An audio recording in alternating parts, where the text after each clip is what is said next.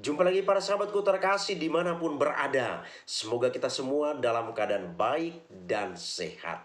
Para sahabatku terkasih, sesi ini saya mengajak kita untuk melihat pentingnya masa Advent dalam gereja Katolik.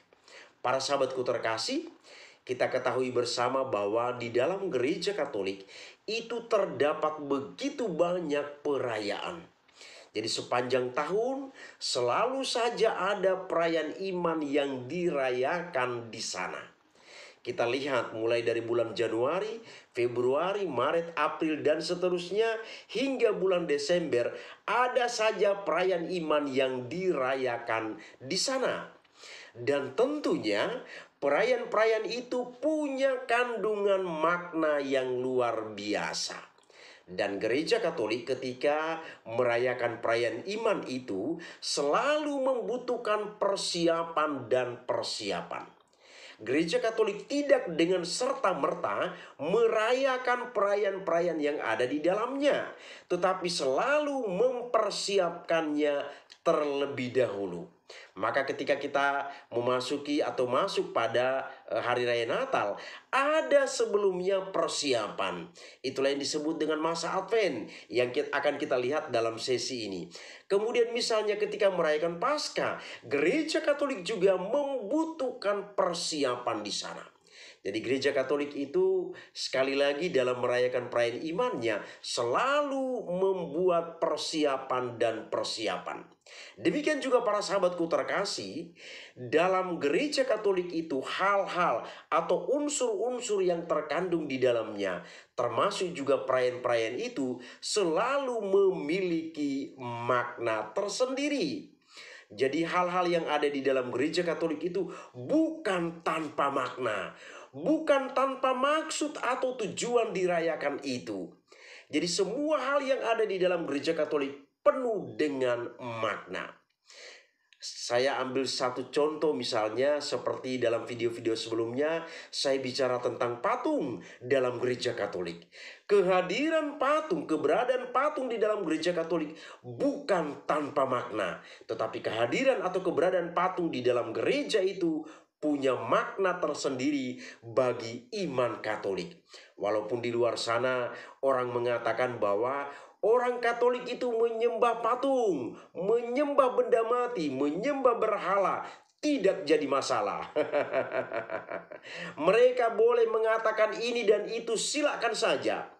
Kenapa? Karena mereka tidak memahami apa yang diimani oleh gereja Katolik.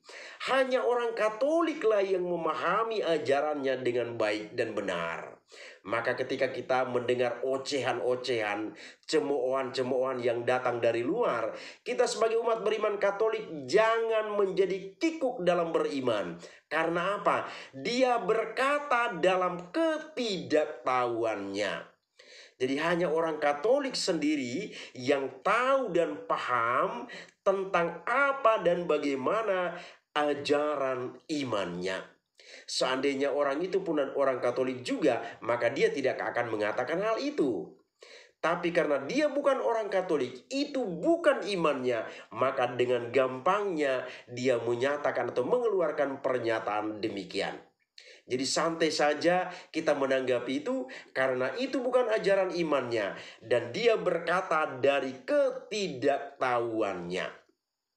Nah, para sahabatku terkasih, Advent bagi umat Katolik merupakan masa mempersiapkan diri untuk menyambut Natal dan memperingati kelahiran dan juga kedatangan Yesus Kristus yang kedua kalinya pada akhir zaman.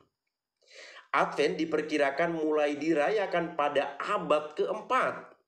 Dan masa Advent atau di dalam masa Advent itu gereja Katolik melakukan pertobatan, bertekun dalam doa, demikian juga membaca kitab suci. Nah, berikutnya kita lihat pengertian atau arti dari kata Advent itu. Advent dalam bahasa Latin dari kata Adventus mempunyai arti kedatangan. Advent bermakna periode yang dimulai 4 hari Minggu sebelum Natal dimaknai oleh umat Katolik sebagai musim doa dan puasa menyambut kedatangan Yesus Kristus. Dalam Kamus Besar Bahasa Indonesia, Advent berarti pertama, peringatan kedatangan Yesus dalam inkarnasinya serta pengharapan akan kedatangannya kembali.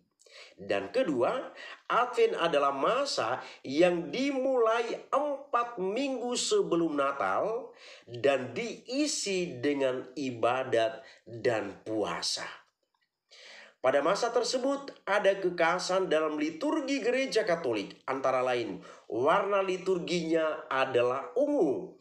Dan ini kita lihat dari pakaian imam atau pakaian yang dikenakan oleh imam, yakni stola dan kasula. Dan ini melambangkan tobat dan penyesalan. Jadi makna dari warna ungu itu adalah tobat dan penyesalan. Jadi sekali lagi, di dalam gereja Katolik semua hal yang terkandung, yang ada di dalamnya penuh dengan makna. Maka ketika orang dari luar gereja Katolik menyoroti, menjelekkan, menghina iman Katolik, peduli amat. Karena dia tidak tahu, dia tidak paham apa yang diimani oleh gereja Katolik. Kemudian para sahabatku terkasih, ada hal unik yang kita temukan pada masa Advent ini. Di sana ada Corona Advent. Ada Corona Advent. Dan kita sebagai umat beriman Katolik, istilah ini bukan sesuatu yang asing dalam pendengaran kita.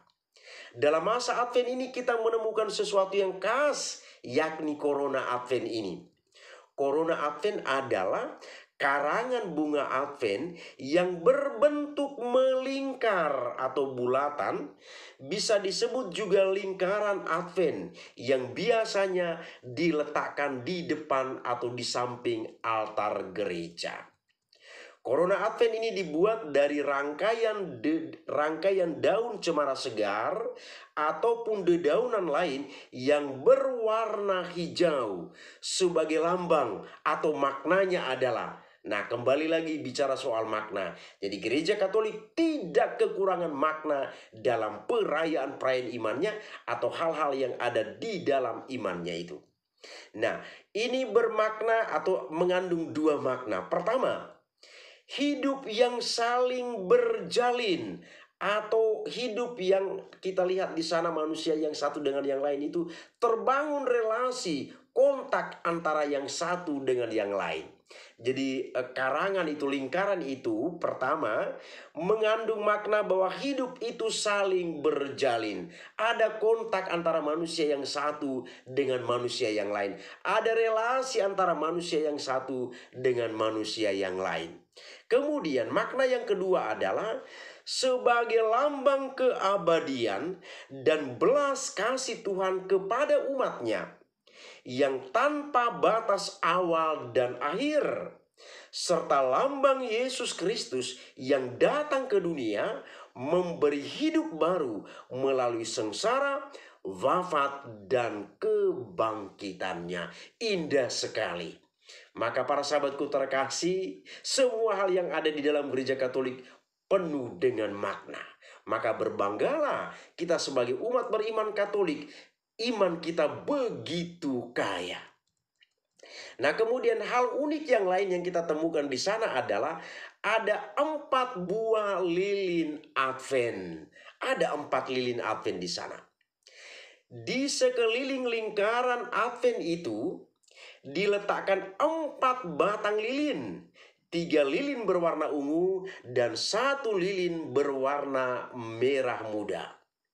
Lilin-lilin ini melambangkan ke-4 minggu dalam masa Advent, yaitu masa persiapan umat Kristiani menyambut kelahiran Yesus Kristus.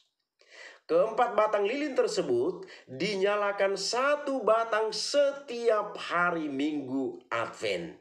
Jadi minggu Advent pertama dinyalakanlah lilin pertama, Advent kedua lilin kedua, Advent ketiga lilin ketiga, dan Advent keempat lilin yang keempat. Jadi jangan dinyalakan secara bersama-sama. Kemudian para sahabatku terkasih, lilin yang nyala itu melambangkan terang yang mengusir kegelapan, juga melambangkan Yesus Kristus sendiri, sang cahaya sejati. Ada lagi makna yang kita lihat di sini. Maka bersyukurlah kita sebagai umat beriman Katolik, di dalam ajaran-ajaran iman gereja Katolik itu begitu kaya dengan makna. Nah, kemudian kita lihat hal berikutnya adalah soal Minggu Advent ini. Jadi di dalam masa Advent itu ada 4 minggu yang kita rayakan. Kita lihat Minggu Advent pertama. Apa dikatakan di sini? Minggu Advent pertama ditandai dengan penyalaan sebatang lilin berwarna ungu yang berarti pengharapan. Muncul lagi makna yang baru lagi. Hal ini mengingatkan umat beriman Kristiani teristimewa gereja Katolik agar selalu mempunyai harapan dalam kehidupan, menantikan kedatangan Yesus Kristus dengan pengharapan dan penuh sukacita disertai dengan pertobatan. Lilin pertama ini disebut sebagai lilin nabi yang mengingatkan bahwa kedatangannya telah dinubuatkan oleh para nabi. Ada lagi makna di sini. Lalu yang berikut Minggu Advent yang kedua. Minggu Advent kedua juga ditandai dengan penyalaan lilin berwarna ungu yang bermakna kesetiaan dan cinta. Ini mengingatkan umat Katolik untuk tetap setia mempersiapkan jalan bagi kedatangan Yesus Kristus. Lilin kedua ini disebut sebagai lilin Bethlehem, tempat Yesus dilahirkan. Kemudian Minggu Advent yang ketiga. Minggu Advent ketiga ditandai dengan penyalaan lilin berwarna merah muda, yang berarti sukacita, yang dalam bahasa Latin disebut dengan gaudete. Maka Minggu Advent ketiga itu sering juga disebut dengan Minggu Gaudete atau Minggu Gembira atau Minggu Sukacita. Ini mengingatkan umat beriman Katolik agar bergembira bersama menyambut kelahiran Yesus. Ada makna lagi di sini. Lilin ketiga ini disebut sebagai lilin gembala, sebab berita sukacita tentang kelahiran Yesus pertama kali diberitakan oleh malaikat kepada para gembala. Selanjutnya, Minggu Advent yang keempat. Penghujung masa Advent ditandai dengan penyalaan lilin berwarna ungu. Yang keempat, yang bermakna perdamaian. Lilin keempat ini mengingatkan umat beriman Katolik akan kemuliaan Tuhan pemilik seluruh alam. Lilin ini disebut sebagai lilin malaikat, sebab para malaikat bersukacita menyambut kelahiran Yesus Kristus. Jadi 4 minggu Advent ini para sahabatku terkasih, ada makna tersendiri, ada kandungan tersendiri ketika kita merayakannya. Kemudian para sahabatku terkasih, hal yang berikut, hal yang terakhir adalah bahwa di dalam masa Advent itu juga dibagi menjadi 2 bagian penting. Jadi masa Advent itu terdiri dari 2 bagian penting. Para sahabatku terkasih, sasaran persiapan itu dibedakan menjadi 2, yaitu jangka panjang dan jangka pendek. Inilah pembagian 2 masa Advent itu. Persiapan jangka panjang diarahkan kepada kedatangan Kristus yang kedua sebagai hakim pada akhir zaman. Sedangkan persiapan jangka pendek diarahkan pada perayaan pesta kelahiran Yesus di Bethlehem pada tanggal 25 Desember. Dari catatan historis abad keempat, sudah dibedakan adanya dua makna masa Advent seperti ini. Dua makna inilah yang dipertahankan oleh Konsili Vatikan kedua dalam pembaharuan liturgi gereja.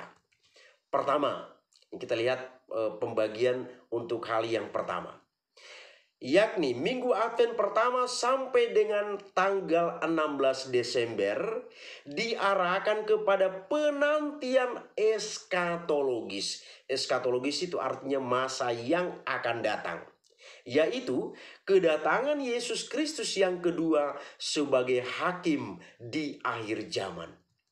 Di sini, bacaan-bacaan liturgi selama periode pertama ini merenungkan tema jangka panjang ini. Dengan demikian, masa penantian Advent mengajak seluruh umat beriman Katolik untuk memandang ke depan, yaitu ke saat akhir dari seluruh alam semesta atau saat akhir dari hidup setiap orang. Jadi, periode pertama Advent ini memberikan perspektif yang lebih mendalam untuk masa Advent periode kedua.